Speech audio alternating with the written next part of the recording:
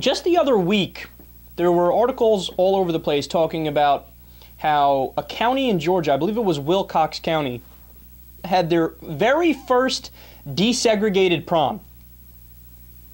Now, you need to understand, the 1964 Civil Rights Act was from 1964, right?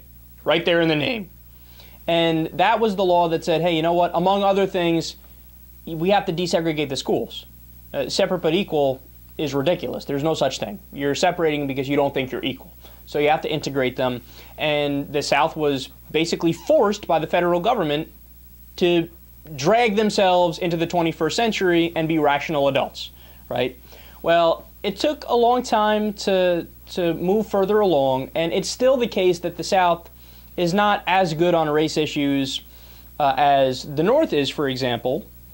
But I didn't know it was that bad, where we just had the other week the first desegregated prom.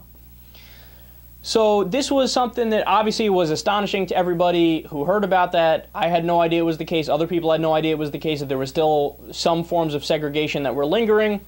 So politicians in both parties in the state of Georgia came out in support of it because it's the biggest no-brainer in the world. It's 2013. Wakey, wakey. We've advanced now. What are you doing, right? However, Georgia Governor Nathan Deal, Republican, has refused, through a spokesperson, to endorse the town's first ever integrated high school prom, saying that he would rather, when he was asked the direct question, quote, not take sides on the issue. Not take sides on the issue. I didn't know there were two sides to this. I'm at a loss for words. I mean, it's 2013. He's saying, well, look, some people are for desegregating the prom. Some people are against it.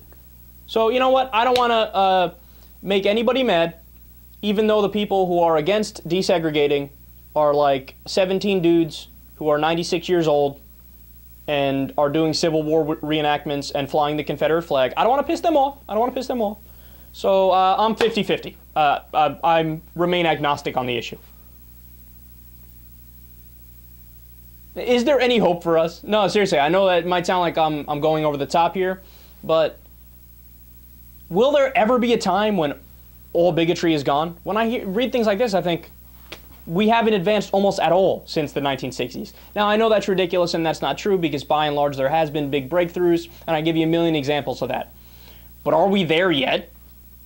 Absolutely not! I mean, we did a study the other week where a woman with a black-sounding name, Yolanda Speeves, I believe it was, she had years and years of insurance experience. She had a college degree. She left her job. She couldn't find another job. She changed her name to Bianca White with the exact same credentials. Boom. Emails flooded up.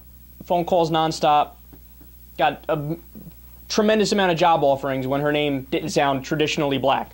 There's been studies in the past when you put traditionally black names versus traditionally white names, same resume, white names get significantly more calls. They did the study on Craigslist where you have the black hand holding the iPhone selling it and the white hand holding the iPhone and selling it.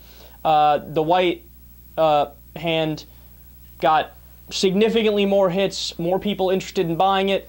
With the black hand, they were 70% more likely to not send their name, prospective buyers, in an email. You know, black folks make 83 cents to the white person's dollar for the same work. I can go on and on all day. There's a million examples of bigotry and racism that still exists.